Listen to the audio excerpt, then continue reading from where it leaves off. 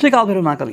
तो आज का टॉपिक है दिल की बात, आज उनका दिल क्या कहता है। Okay, so we are gonna take a look at that and हमारे सामने है चार ऑब्जेक्ट्स, ठीक है, tarot and fairy oracle, then we have fortune cookies and relationship oracle, ठीक है।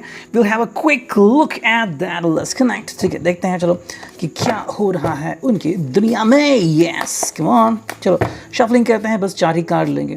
okay, I believe in the quick and sudden energy, ठीक है, so let's talk about it।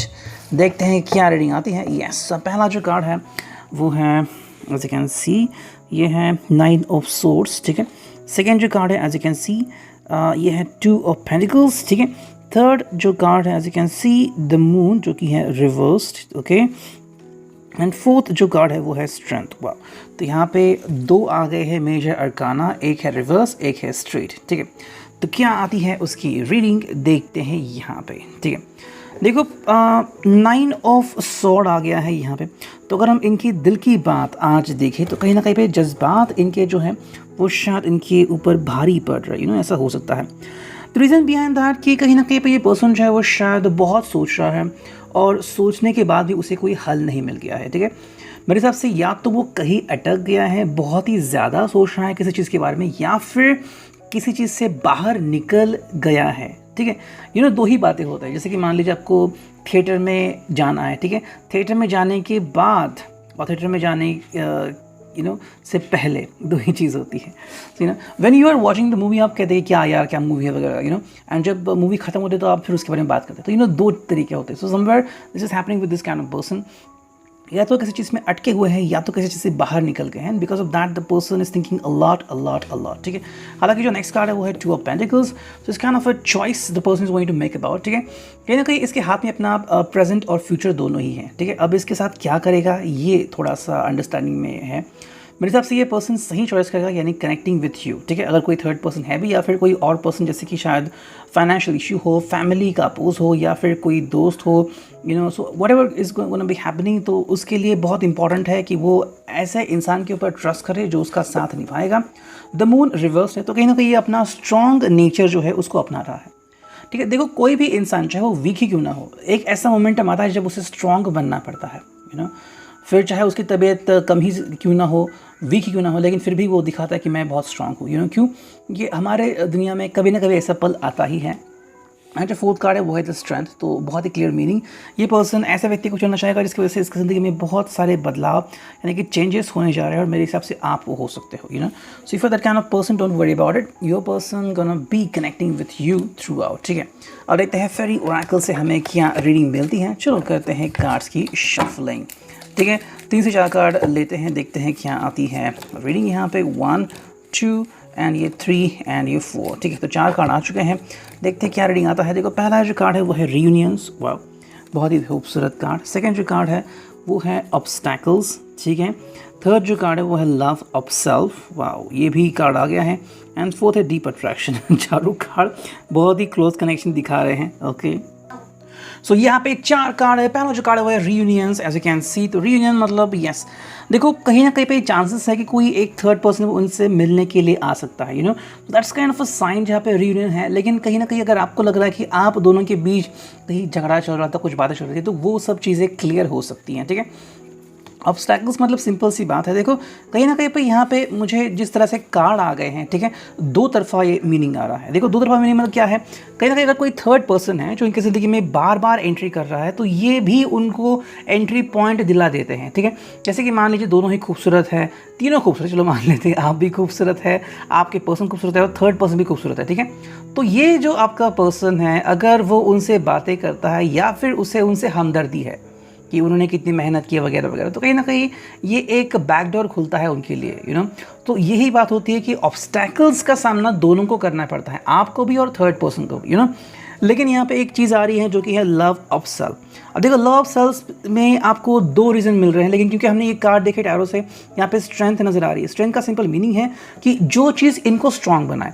अब मेरे हिसाब से ये जो थर्ड पर्सन हो सकता है या फिर कोई भी पर्सन, चाहे इनके बॉस हो या फिर इनकी फैमिली हो, वॉटेवर, या फिर कोई नेबर हो, जो बार बार इनकी ज़िंदगी में एंटर करता है वगैरह वगैरह, तो कहीं ना कहीं इसके लिए क्या इंपॉर्टेंट है कि ये मोरल स्ट्रेंथ गैदर करे, ठीक है।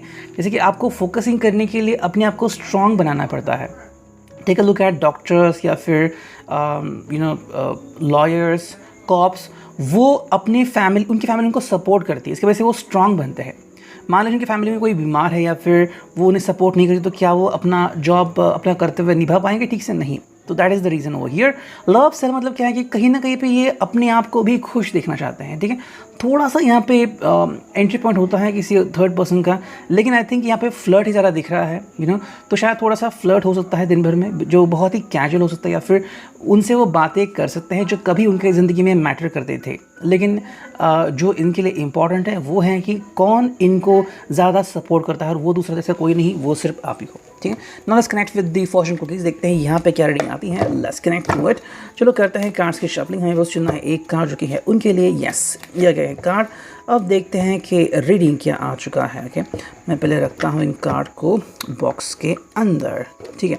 चलो ये कार्ड्स गए यहाँ पे, देखते हैं क्या कार्ड आ गया है। ये है इंट्यूशन। वाह, इनके इंट्यूशन आ गया है, ठीक है। सिंपल मीनिंग है trust your intuition, it is green time, sorry it is a great time to learn a new skill, change careers और इन्वेस्ट मनी, ठीक है। इंट्यूशन के लिए बहुत इंपॉर्टेंट है, मतलब अपने इंट्यूशन के ऊपर भरोसा रखे, उनको आगे बढ़ना है। तो कहीं ना कहीं इनको अंदाज़ा हो सकता है कि भाई कौन इनके लिए बहुत इंपॉर्टेंट है। थोड़ा मुझे डाउट हो रहा है, थोड़ा मुझे लग रहा है कि ऐसा कोई पर्सन शायद जो लियो है या फिर सैगिटेरियस है या फिर कैप्रिकॉर्न, तीनों ही ऐसे राशि वाले शायद लोग हैं जो शायद किसी का फ़ायदा उठा सकते हैं। हालांकि प्यार भी करते लेकिन उनका फ़ायदा भी उठा सकते हैं, सो अगर ऐसा कोई मतलबी व्यक्ति है जो कि आपके साथ कनेक्टेड है, आपको अगर लग रहा है कि वो पास्ट में भी ऐसा कर चुके हैं, देखो प्यार एक अलग फीलिंग है, उसको मिक्स मत कीजिए। लेकिन कुछ लोग जो होते हैं वो प्रैक्टिकलिटी को प्यार के साथ मिक्स करते हैं। जैसे कि कई बार हम चटनी लेते हैं, वड़ा पाव के साथ वगैरह हमें मिलती है, जिसमें वो तीखी चटनी और मीठी चटनी दोनों ही डालते हैं, तो फिर वो मज़ा नहीं आता है ना। जिसको तीखा खाना है वो तीखा खाएगा, दैट्स इट। अगर ये पर्सन दोनों चीज़ें मिक्स कर रहा है तो आपके लिए इनको अंडरस्टैंड करना बहुत डिफ़िकल्ट हो जाएगा। एंड इसीलिए बहुत इंपॉर्टेंट है कि आप इस व्यक्ति को समझें। हालांकि ये व्यक्ति ऐसा ही है, लेकिन इम्पॉर्टेंट बात ये है कि क्या आप इनके साथ खुश हैं और क्या आप इनके बिहेवियर को लेके रेडी हैं, ये बहुत इंपॉर्टेंट है, ठीक है। तो अब देखते हैं कुछ कार्ड, 4 कार्ड चुनते हैं, देखते हैं क्या आता है। Reading for them. चलो मेरे इसमें 4 कार्ड आ गए हैं, देखते हैं रीडिंग क्या आ रही है। Yes we going to look at that. And जो पहला कार्ड यहाँ पे आ गया है वो है फैमिली। तो कहीं ना कहीं उनकी फैमिली यहाँ पे उनके लिए इंपॉर्टेंट है। सेकंड जो कार्ड है वो है स्ट्रेंथ। वाह, स्ट्रेंथ देखो दूसरी बार आ चुका है। थर्ड जो कार्ड है वो है pen, I hope you could see that. And fourth जो कार्ड है वो है बिट्रे, ठीक है। तो देखो चारों कार्ड ऐसे आ गए हैं जहाँ पे 9 ऑफ सॉर्ड्स की भी एनर्जी नज़र आ रही है। तो सिंपल जो टायर में मैंने देखा वही यहाँ पे देखने को मिल रहा है। देखो उनके लिए अपनी फैमिली बहुत इंपॉर्टेंट है। तो जैसे कि शायद उनकी फैमिली उनके लिए, आपके लिए थर्ड पर्सन हो सकती है, कि उनकी फैमिली बहुत इंपॉर्टेंट है उनके लिए। अब देखो इशू ये है कि आपने पहले उनसे प्यार किया है, उनके फैमिली से नहीं, ये बात यहाँ पे आती है, ठीक है। सेकेंडली शायद वो ऐसे किसी पर्सन को पहचानते या फिर ऐसे किसी पर्सन को अपने करीबी मानते हैं जो शायद इनका फ़ायदा उठाते हैं, शायद वो एक्स हो सकते हैं लेकिन पहले उनके शायद फ्रेंड रह चुके हैं, वट एवर। सो स्टिल ये कहते हैं कि आप मेरी फैमिली जैसे हो, तो फिर प्रॉब्लम क्रिएट होती है। स्ट्रेंथ, पेन एंड बिट्रे, ये तीन चीज़ क्यों आती हैं? देखो कहीं ना कहीं पे ये चीज़ आपके ऊपर भी रिफ्लेक्ट हो सकती है, लेकिन बात यहाँ पे आती है कि स्ट्रेंथ जो है वो सही जगह पे अगर आप लगाओ तो चीज़ सही हो जाएगी। आपने जिम में देखो कि जिम में काफ़ी सारे इक्विपमेंट्स होते हैं, वहाँ पे आप स्ट्रेंथ लगाते हो तो एक्सरसाइज होती है। मान लेते हैं कि आप कोई ऐसा यूनिट घर पे लेके आते हो लेकिन वो ख़राब है, तो क्या होगा? आप एनर्जी लगा के वो टूट जाएगा, तो उससे कोई फ़ायदा नहीं होगा।